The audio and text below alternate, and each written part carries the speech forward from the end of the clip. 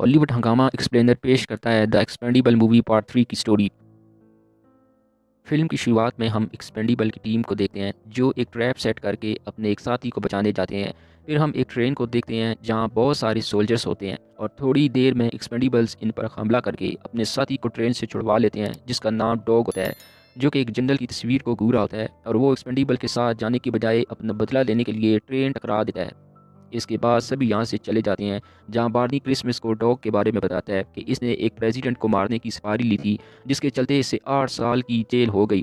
अब यहाँ पर हमें यह भी पता चलता है कि डॉग की लोकेशन बार्नी को चर्च ने दी थी। खैर, इसके बाद बार्नी डॉग से कहता है कि हम एक मिशन पर जा रहे हैं जहाँ विक्टर नाम का डीलर थर्मोबैक बम की डील करने वाला है।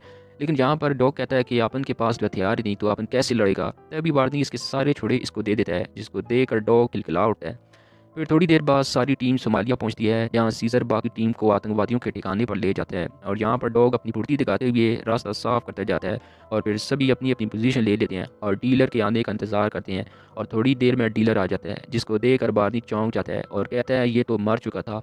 और डॉग सिद्धे कर कहता है ये विक्टर नहीं स्टोन बैंक है, जिसके चलते बार्नी बिना सोचे समझे इन पर फायर कर देता है। अब यहाँ पर हमें पता लगता है कि बार्नी और डॉग एक्सपेंडिबल के पुराने मेंबर थे और बाकी सब नहीं, इसलिए वो स्टोन बैंक को नहीं जानते। अब यहाँ पर स्टोन बैंक को देखकर बार्नी इसलिए चौंक गया था क्योंकि काफ़ी सालों पहले इसने स्टोन बैंक को मार दिया था। बैक टू द पॉइंट, काफ़ी देर लड़ने के बाद स्टोन बैंक स्नाइपर से सीजर को शूट करके यहाँ मिसाइल बंक फेंक देता है, जिसमें सीजर बहुत जख्मी हो जाता है।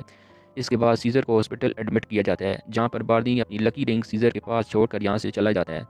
हॉस्पिटल से बाहर निकलते ही चर्च की जगह एक नया एजेंट मिलता है जिसका नाम मैक्स है और वो बार्नी पर गुस्सा होता है कि तुम्हारी वजह से विक्टर बच निकला, जिसकी वजह से सरकार मुझ पर भड़क रही है। लेकिन मैक्स फिर भी बार्नी को एक और चांस देता है। फिर हम मास्को में स्टोन बैंक को देखते हैं जो कि एक पेंटिंग खरीद रहा होता है। अब सीन शिफ्ट होता है बार्नी की पूरी टीम की तरफ, जहाँ बार्नी सबको इस मिशन से निकाल देता है क्योंकि बार्नी नहीं चाहता कि बाकियों का हशर भी सीजर की तरह हो। लेकिन ये सब सुनकर क्रिसमस बार्नी पर गुस्सा होता है, लेकिन बार्नी नहीं मानता। इसके बाद बार्नी बोनापार्ट से जाकर मिलता है, जिससे बार्नी एक्सपेंडिबल की नई टीम मांगता है और वो धीरे धीरे टीम इकट्ठी करने लगते हैं।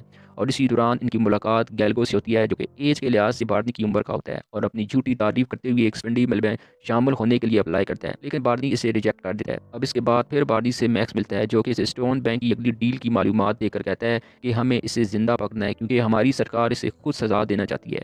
इसके बाद सभी मिशन की तैयारी करने लगते हैं, जहां पर बार्नी की पुरानी टीम आकर सभी नए मेंबर की नाक चढ़ाने पहुंच जाते हैं। लेकिन बार्नी, ट्रेंच और बाकियों के साथ मिशन पर निकल जाते हैं।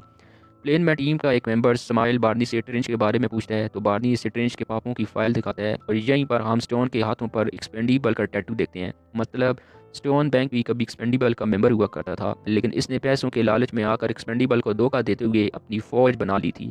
इसके बाद सब रोमानिया पहुंच जाते हैं, जहां पर वो स्टोन बैंक की कुछ सीक्रेट तस्वीरें लेते हैं और अब सब यहां पर इसको पकड़ने का प्लान बनाते हैं।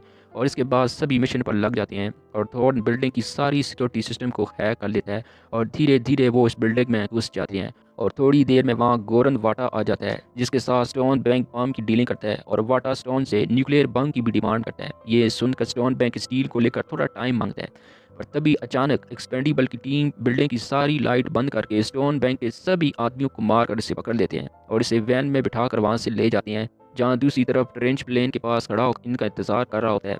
इधर वैन में स्टोन बैंक अपनी पुरानी दोस्ती और पुराने धंधे को लेकर बार्नी को भड़काने की कोशिश करता है, लेकिन यहाँ पर स्टोन बैंक की घड़ी की तरफ किसी का ध्यान नहीं जाता, जिसमें जीपीएस ट्रैकर लगा होता है, जिसके चलते स्टोन के आदमी इसे ढूंढ लेते हैं और वो वैन पर हमला करके इसे बचा लेते हैं। लेकिन इससे पहले कि बार्नी स्टोन को मार पड़ता, इसी वक्त स्टोन का एक आदमी मिसाइल फायर कर देता है, जिससे बार्नी समंदर में गिर जाता है। इसके बाद स्टोन बार्नी की सभी टीम को बंदी बना लेता है और स्टोन अपने आदमियों को बार्नी की लाश ढूंढने को भेज देता है। और अगले दिन स्टोन के आदमी बार्नी को ढूंढ लेते हैं, जो बार्नी अभी जिंदा था। इससे पहले कि स्टोन के आदमी स्टोन को बार्नी के जिंदा होने की खबर देते, बार्नी इन्हें वहीं मार देता है। फिर बार्नी ट्रेन से जाकर मिलता है, जो कि बार्नी को स्टोन बैंक का एक वीडियो मैसेज दिखाता है, जिसमें वो बार्नी को 48 घंटे का टाइम देता है और कहता है कि अगर हिम्मत है तो आकर अपने साथियों को बचा लो। और ये देखकर बार्नी वापस अपने शहर आकर हथियार इकट्ठे करने लगता है और वहीं इसे गिल्गो आकर मिलता है, जो कि बार्नी को ज्वाइन कर लेता है। थोड़ी देर बाद जब बार्नी और गिल्गो यहाँ से जा रहे होते हैं, तभी प्लेन के सामने बार्नी के पुराने लंगोटिया यार आ जाते हैं, जो कि मिशन पर बार्नी की मदद के लिए खड़े होते हैं। तो बार्नी इन सबको लेकर मिशन पर रवाना हो जाता है, जहाँ प्लेन में गिल्गो सबको बहुत पकाता है। तभी बार्नी को मैक्स की कॉल आती है और इसे स्टोन बैंक की लोकेशन का बताता है। फिर बार्नी अपनी टीम के साथ इस लोकेशन पर पहुंच जाता है और बिल्डिंग में घुसकर अपनी सभी नए टीम को छुड़वा लेता है। लेकिन यहाँ पर पूरी बिल्डिंग में बम एक्टिवेट हो जाते हैं, लेकिन थोर्न अपनी गैजेट का इस्तेमाल करके सभी बम के सिग्नल को जाम कर देता है। लेकिन इनके पास वहाँ से भागने के लिए सिर्फ आधा घंटा होता है। पर तभी बिल्डिंग के बाहर स्टोन की पूरी आर्मी बिल्डिंग को घेर लेते हैं और इसे देखकर बार्नी की टीम आपस में झगड़ा करने लगते हैं। लेकिन बार्नी सबको एक साथ लड़ने के लिए मोटिवेट करता है।